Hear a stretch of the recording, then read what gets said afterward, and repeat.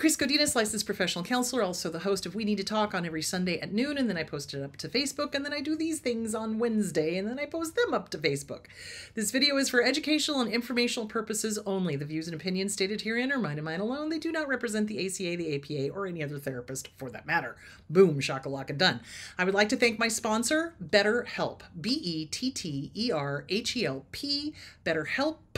BetterHelp.com/Chris Godinez. They're an online therapy company. They are international. So if you are anywhere in the world and you need to get into a therapist, go to BetterHelp.com/Chris Godinez, fill out a few questions. They'll set you up with a therapist here in the United States. The therapists are really good. I'm getting good feedback from people using them. And they also are very affordable, and they do packages. So they do like packages of like 4 sessions or whatever. And if you don't like the therapist, you just go back on to BetterHelp and say, hey, don't like them. Fill out some more questions. They'll set you up with somebody else. So thank you. BetterHelp.com/Chris Godinez. Okay, so I wanted to address, somebody wrote in and was like, why do you always do a disclaimer? Because I have to. It is an ACA requirement. So if you don't like it, contact the ACA. So yeah, I've been doing this for years. I'm going to continue to do disclaimers. If you don't like it, just skip over it. There's a little button where you can skip things over. So there it is. All right. So let's dive into the questions. A couple of things. There is a show on Discovery Plus. I know I mentioned it on Sunday. I'm going to mention it again. It's called The House of Hammer. Watch it. If you've been in an abusive relationship, watch it, because it basically goes through the love bombing and then the devalue and the discard and the whole thing. And it's really fascinating and terrifying and a lot like work. So, but it's a good show, and I strongly suggest it's on Discovery Plus. It's called The House of Hammer, and you're going to recognize a lot of the behavior. So there that is. Okay. Let's get into the questions. Okay. Is there a way to tell if your spouse is actually a narcissist or if it's just fleas? I'm finally starting to see my husband's behavior is very similar to his covert narcissist mother. He refuses therapy. You just answered your own question. So healthy spouses are not afraid of therapy. Healthy spouses are not afraid to work on themselves. Healthy spouses, when there is an issue, go, okay, I need to work on me. You need to work on you. Let's work on us together and let's move forward. Unhealthy spouses refuse therapy like nobody's business. So you've already kind of answered your own question. And if you want a definitive, you can look up on the Mayo Clinic, what is narcissistic personality disorder, Mayo Clinic. You can also read The Object of My Affection is in My Reflection, Coping with a Narcissist by Raquel Lerner, and read specifically about covert narcissists. So, you know, you already know. You already know the answer to your own question. And that's kind of what we do. We know the answer. We don't like it. So we keep going, but there's got to be another way. Oh no, maybe it's just fleas. Well, if they're refusing to get help and you've pointed it out and they're like, I'm not going to a therapist. Okay, well, it's never going to get better. So the only people that don't want to get better tend to be disordered. So anyway, there is that. Can you talk about an emotional hangover? Well, I'm assuming you're referring to a flashback, I'm guessing. So an emotional hangover is a flashback. You know, it's where the emotions come up or the memory comes up and you have a flashback and it hits you really hard and you're triggered and all of that. So basically we're always going to get triggered. It's just not going to be as catastrophic, I think. So really, in order to deal with the flashbacks and the hangovers and the emotions, get with a good trauma therapist, and work through all of this stuff. Get CPTSD from Surviving to Thriving by Pete Walker, The Disease to Please, Harriet Breaker, the Selfesteem Workbook by Glenn Schiraldi. You know, get these books, start working on them, and recognize your triggers and start working on them. And they do get less over time. They're not as, you know, panic attack inducing, but they'll still be there. I mean, some things still trigger me. For example, I was watching the House of Hammer and I found myself like, you know, starting to tense up, fight, flight, freeze, or fawn, because I was just like, oh, hell no, mofo. You know what I'm saying? So, yeah, they're always there, but it's like when you recognize it, you can go, okay, It's just a memory. It cannot hurt me. But remember, the amygdala is like, it's a threat, it's a threat, it's a threat, here and now, here and now, here and now. And the amygdala is stupid. 3 O's. Stupid. Cannot tell the difference between past, present, future, thinking about it, daydreaming about it, emotional threat, physical threat. It's all the same. So you really want to get in with a good trauma therapist and start working on the triggers. What was triggering you? What is this emotional hangover about? What's going on? So get with a good trauma therapist. Okay, let's see. Does that answer all of those questions? I think so. Let me just double check. Hold on. Yep. Yeah. Okay, yep. That answers it. Okay, so let's go to the other questions that I have. All right.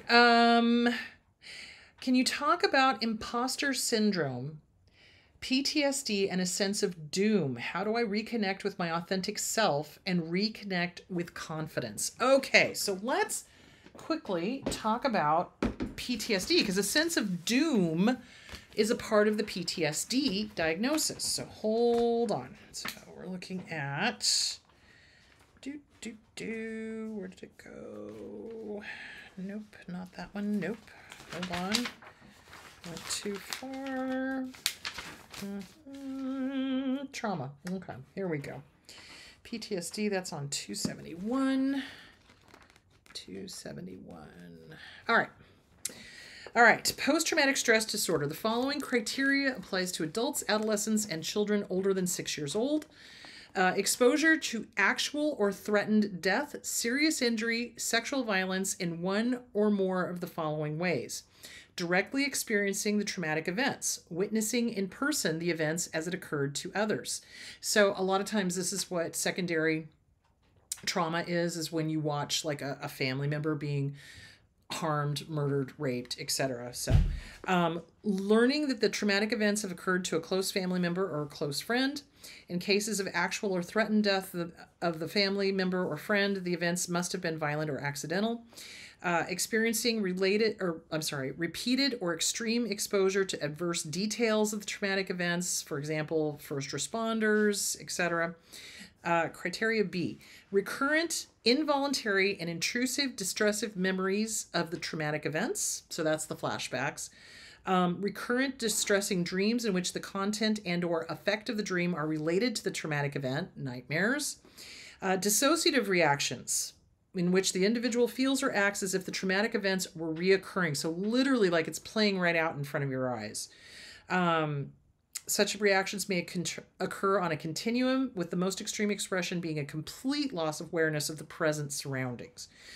4, intense or prolonged psychological distress at exposure to internal or external cues that symbolize or resemble an aspect of the traumatic event. Marked physiological reactions to internal or external cues that symbolize or resemble an aspect of the traumatic events. C, persistent avoidance of stimuli associated with the traumatic events beginning after the traumatic events occurred, as evidenced by one or both of the following. Avoidance or efforts to avoid distressing memories, thoughts, or feelings about or closely associated with the traumatic event or events. 2, avoidance of others to avoid external reminders, people, places, conversations, activities, objects, situations that arouse distressing memories, thoughts, or feelings or closely related with the traumatic event or events. D, negative alterations in cognitions and mood associated with the traumatic events beginning or worsening after the traumatic event occurred, as evidenced by 2 or more of the following. Inability to remember an important aspect of the traumatic event or events, typically due to dissociative amnesia and not to other factors such as head injury, alcohol, or drugs. 2, persistent and exaggerated negative beliefs or expectations about oneself, others, or the world. For example, I am bad, no one can be trusted.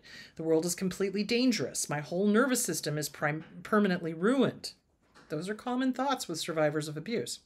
3, persistent distorted cognitions about the cause or consequences of the traumatic events that lead the individual to blame themselves. 4, persistent negative emotional state, fear, horror, anger, guilt, or shame. 5, markedly diminished interest or participation in significant activities. 6, feelings of detachment and estrangement from others. 7, persistent inability to experience positive emotions, inability to experience happiness, satisfaction, or loving feelings. That's common in survivors of abuse. Okay, criteria E. Marked alteration in arousal and reactivity associated with the traumatic events, beginning or worsening after the traumatic events occurred, as evidenced by 2 or more of the following. Irritability, irritable behavior and angry outbursts with little to no provocation, typically expressed as verbal or physical aggression towards people or objects. 2, reckless or self-destructive behavior. 3, hypervigilance. 4, exaggerated startle response. 5, problems with concentration. 6, sleep disturbance, difficulty falling or staying asleep or restless sleep. F, duration of the disturbance is more than 1 month.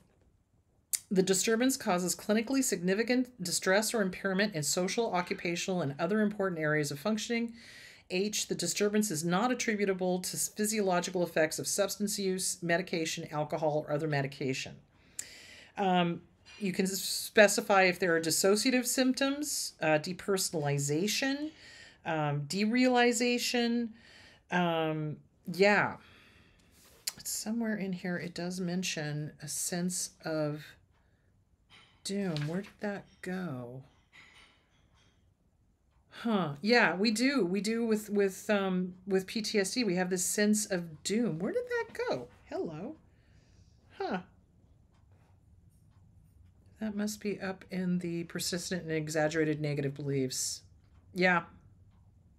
Okay, so that's the persistent and exaggerated negative beliefs. So a sense of doom, a sense of like, something horrible is going to happen. This is going to be bad. It's almost like we're bracing ourselves to kind of deal with it. So yeah, that is what happens. So imposter syndrome comes from, oh, they're going to find me out. Oh, they're going to, I'm not really as talented or smart or this or that or whatever that I think I am. And I'm going to be exposed. Okay. That is so common in survivors of abuse because who was the imposter? It was the abuser. It was the abuser. And that was their worst fear, is being seen. So we suffer from this imposter syndrome. It's like, oh, well, no, I'm not really that good. Or, oh, no, I'm not really that talented. Or, oh, no, I'm not really, and the world's going to find out. So again, it's a self-esteem issue. And it's learned from watching the abuser, because the abuser was the imposter. But yet they would tell everybody how fabulous they were, but their biggest fear is actually being found out. So kind of like that show I was telling you about. So really, to help with the imposter syndrome, it's a self-esteem thing. So get with a good trauma therapist, work on self-esteem. The Self-Esteem Workbook by Glenn Schiraldi, The Disease to Please, Harriet Breaker is Boundaries. You Are a Badass, Jen Sincero, Badass Habits, also Jen Sincero. The sense of doom, that's the negative cognition. So those are thought stopping. You're going to have to do thought stopping. So when the sense of doom pops up and there's no reason for it, and it's not like your gut really truly talking to you, it's your head and your heart just messing with you, you're going to have to go, oh, yeah, okay, thank you, sense of doom. I hear you. I see you. I am not inviting you in for coffee because I know you're going to stay for lunch. So no, thank you. Go pound sand. Bye-bye. Right when you get work. Bye-bye. Bye-bye now. And that's what you're going to have to do. So it is common. It is very common to have this, negative thoughts, sense of doom, difficulty reconnecting with your authentic self and finding confidence. So when we are raised or around an abuser, whether that's a parental unit, whether that's a friend, a boss, a coworker, a lover, whatever, their whole goal is to tear you down and make you doubt yourself, which is why your best line of defense, get with a good trauma therapist, work on self-esteem. Build yourself back up. Do the mirror work. Hi, good to see you. Have a great day. You know what? You do know what you're doing. You know what? You are competent. You know what? I love you. It's going to be a great day. And then walk out.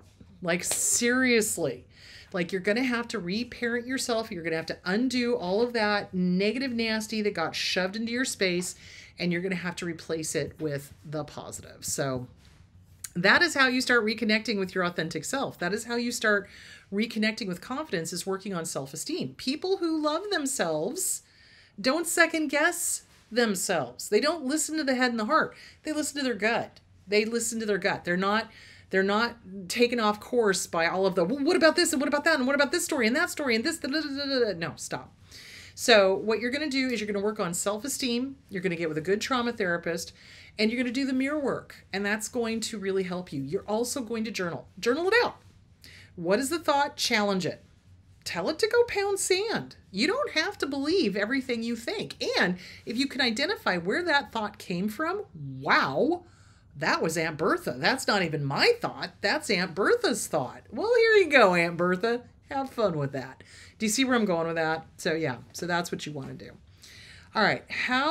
What does low-grade emotional psychological abuse look like? And what else besides getting out works? There is nothing besides getting out, because here's the deal.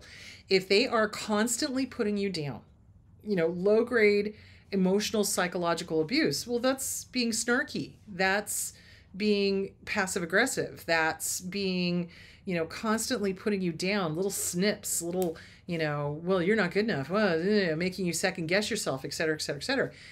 That wears a person down. That's just like Chinese water torture. The drip, drip, drip, drip, drip, drip, drip, drip.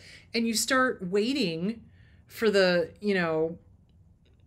drip, and your whole life revolves around the drip instead of revolving around, okay, living my life and not caring about this person and their drips, this drippy person over here. So really the only answer is to get out. Staying around abuse and doing gray rock is great while you're preparing to leave. Let me be very clear about that. There is no way to fix them. They're not going to get fixed. You cannot love them into health. You cannot love them into sanity. You cannot love them into anything. You cannot fix them because you did not break them. So the low-grade nastiness, snarkiness, passive-aggressive, et cetera, et cetera, et cetera, is like trying to put a Band-Aid on a leak in a dam. It's not going to work. It might just kind of hold it for a second or two, and then it's going to burst. So the only answer to abuse is to get the hell away from them. Seriously. It's going to eventually get you if you don't. And studies have shown over and over and over again, survivors of abuse tend to have a lot of medical issues, autoimmune diseases, thyroid problems, cancer, et cetera, et cetera, et cetera. Adrenal fatigue, because you're constantly on high alert and you're constantly fighting. Get away from them. There is nothing in the world, no material thing in the world that is worth staying in an abusive relationship. The money's not worth it because you're going to die if you stay there. They want us dead, guys. Let me just be clear about that. Abusers ultimately want to kill their target. Let me say that again.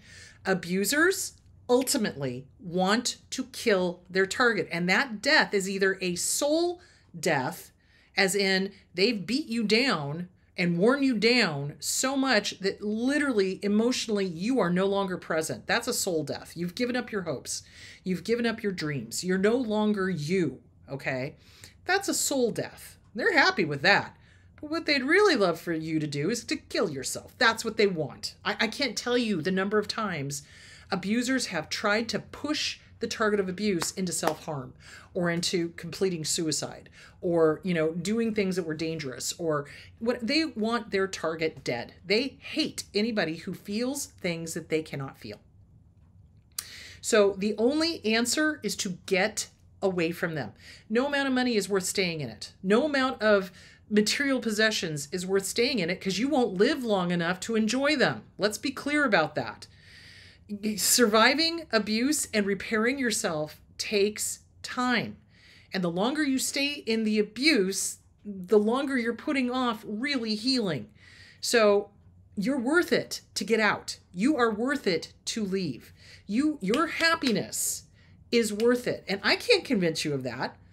Only you can convince you of that. And it's frightening to me how many people write in and do the, but I can't leave. But the money, but the car, but the house. And okay, what's your physical and mental health doing right now? If you're writing into me wanting to know how to survive it, how to keep around it and keep going, no, that's not healthy. That's not healthy. Healthy people, when they are confronted with an abuser, don't put up with it. Absolutely not. Healthy people go, stop and I mean it, and I'm out of here. Nope, not going to give you the chance to do it again. So really, if you want to know how to deal with it, get with a good trauma therapist and get out. Get out. They're not going to get better. They're not going to change. It's not going to get, easier. It's not. Because their jabs are still jabs. Their water torture is still water torture. It's still drowning you.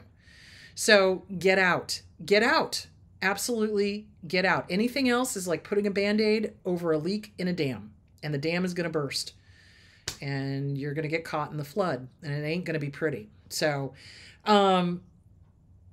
it's like, stop coming up with excuses why to stay. And that's what it really is. It's like, oh, but I can't leave because of this, or I can't leave because of it. No, you can. You're just afraid. There's a lot of fear, and I get it. I get it. But there's no magic bullet that's going to make it safe enough for you to stay. It will eventually kill you. Let's be clear. So there that is. All right. Okay. How do I deal with a family member who uses their borderline personality disorder diagnosis to behave badly? Okay. Okay. So if somebody is using their borderline personality disorder diagnosis to behave badly, I'm willing to bet that they also have NPD as well as BPD. So when somebody does that, they then go, oh, you can't call me on things, or I'm going to burst into a million tears, or I'm in a rage, or I'm in a whatever. Sound familiar? So what you're going to want to do is get the book, Stop Walking on Eggshells. You're going to want to distribute that to everybody else in the family. You are going to draw a line in the sand, and you are not about to let them cross over it. If they continue to do this whole, you can't hold me accountable because of my diagnosis, I'm calling on that. No, you absolutely need to be called on your behavior.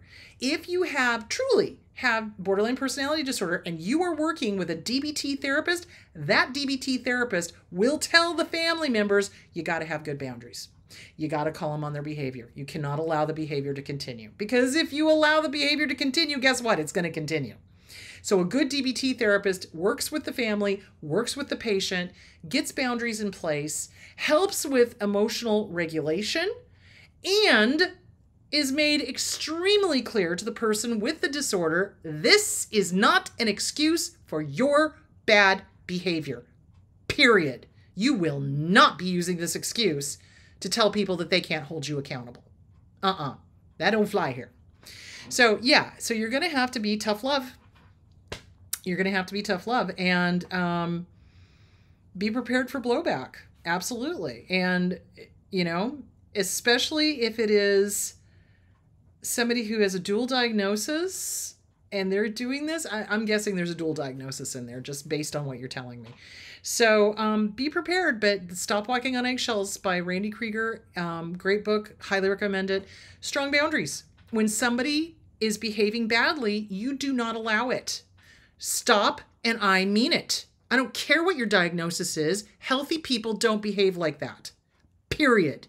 You don't get to march in here and cause drama and cause problems and then go, oh, you can't hold me accountable because of my diagnosis. BS. Get out. Actions have consequences. If they're going to do this, nope, don't let them. Don't let them. Be tough. Be tough. And that's the thing. People with borderline personality disorder, when they get the diagnosis, they've known something was wrong and they want to get better. Okay. people are not playing games and manipulating and probably don't have a dual diagnosis. So, you know, they want to get better. They want to emotionally regulate. They want to be healthy. They want to have normal relationships. They want to be able to have emotions and not have them spin out of control. So for this person to be doing that, I'm guessing there's a second diagnosis that they're not telling you about. And it needs to be very clear. Nope, not gonna put up with it. Nope, we're not gonna play that. Get out. Nope, not doing it. So yeah, they're not gonna like it, but oh well. Okay. Can you please explain new names for behaviors not in the DSM-5, i.e. vengeful father syndrome? Okay, so here's the deal, guys. Social media has made it so that everyone is trying to stand out from everybody else instead of using the facts that are already there. Stop inventing the wheel. So vengeful father syndrome is basically parental alienation. And here's the deal. It's not in the DSM-5 because it's not just men who do it. It is female psychopaths that do it as well. So male and female narcissistic psychopaths do the parental alienation. So different social media people keep coming up with these new terms. And it's like, no, guys. And the beautiful thing of it is I do think that the DSM-5 is eventually, or the DSM, is eventually going to address parental alienation, because Psychology Today finally put out an article recently on parental alienation and the damage it does to the kids. And I'm just like, well, that took you 10 freaking years. Don't get me started.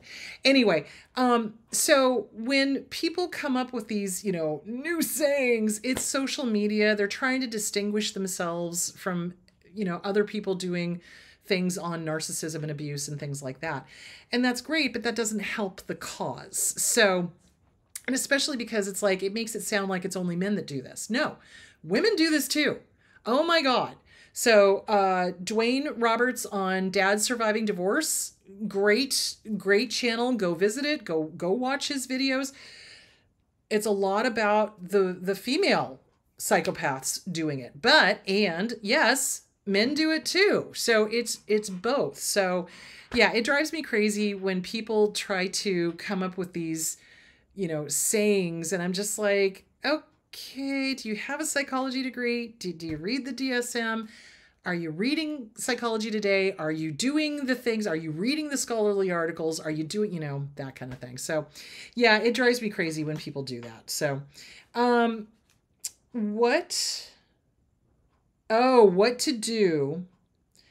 I have a disordered sibling that is named the executor of the will and power of attorney. Okay, here's the deal.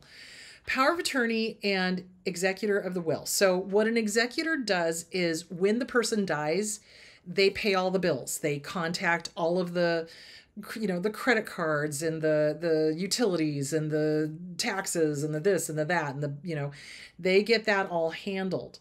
It doesn't mean that they can change the will.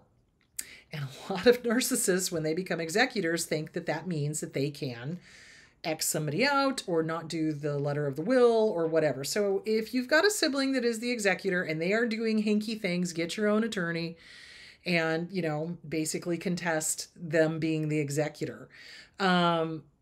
Power of attorney, basically they get to do the things like, and it depends on what the scope of the power of the attorney. So it could be medical power of attorney. So they get say over medical stuff. It could be power of attorney as in they, you know, have the right to, you know, use the bank account to pay the bills, in which case you want a forensic accountant to make sure that that person is doing what they say they're doing and not pocketing. So yeah. And, being an executor is really not a lot of fun. I had to do that for my uncle, and it's paying all the bills. It's contacting all of the, you know, all of the credit cards, the banks, the, you know, anything where there's, you know, bills coming in and things like that, letting them know that they're dead. It's a lot of work. It means you have to go to the county and get death certificates and copies of death certificates, and you have to mail out a death certificate every time you're telling somebody, hey, this person's dead. They're not going to be paying this bill, you know? So Yeah. And power of attorney, if you don't trust them, you're probably going to have to get your own attorney to contest it. But if the person made their will and they were in their right mind and they named this person power of attorney and they were in their right mind, then there's very little you can do unless you can prove that they were not in their right mind. If they're not in their right mind, you could possibly contest it. That's kind of hard to prove. But yeah. And basically, again, people get themselves into bunches over wills and inheritance. Why? Because money does not mean money to a narcissist, and they've taught their kids that money does not mean money either. Money means love. Money means I care about you. Money means whatever the narcissist has decided that money means. And so when a disordered parent has a disordered sibling being the executor, it feels like to the other siblings that, oh, this is, they don't love me, and this person's going to screw me out of this, and blah, blah, blah, blah, blah, blah, blah. You've got to get to the point where it's like, they do, they don't, whatever. Do I want to spend the money on an attorney? If it's worth it, do it. If it's not, don't, and let it go. Get with a good therapist. Work this through. So, yeah, that would be my suggestion. Okay, I think that is it. Let me see what I'm talking about. Hold on. This coming Sunday, if I could find where I put that, that would be awesome. But yeah, power of attorney, if you don't trust them, if you feel like they're not going to do the right thing, or if they're not doing the right thing, you're probably going to want to get a forensic accountant to make sure that the money is actually going where it needs to be and that things are not being misappropriated. Okay. Okay. So on this Sunday, I'm going to be talking about procrastination. Why is it that so many survivors of abuse put things off? So we're going to talk about procrastination. We're going to talk about trauma and procrastination, but it's going to be titled procrastination. So that's what we're going to be talking about. All right, you guys, I want to thank my sponsor again, BetterHelp.com/Chris Codinas. So thanks, you guys. And I will post this up to Facebook. And have a great week, and I'll talk to you on Sunday. Bye.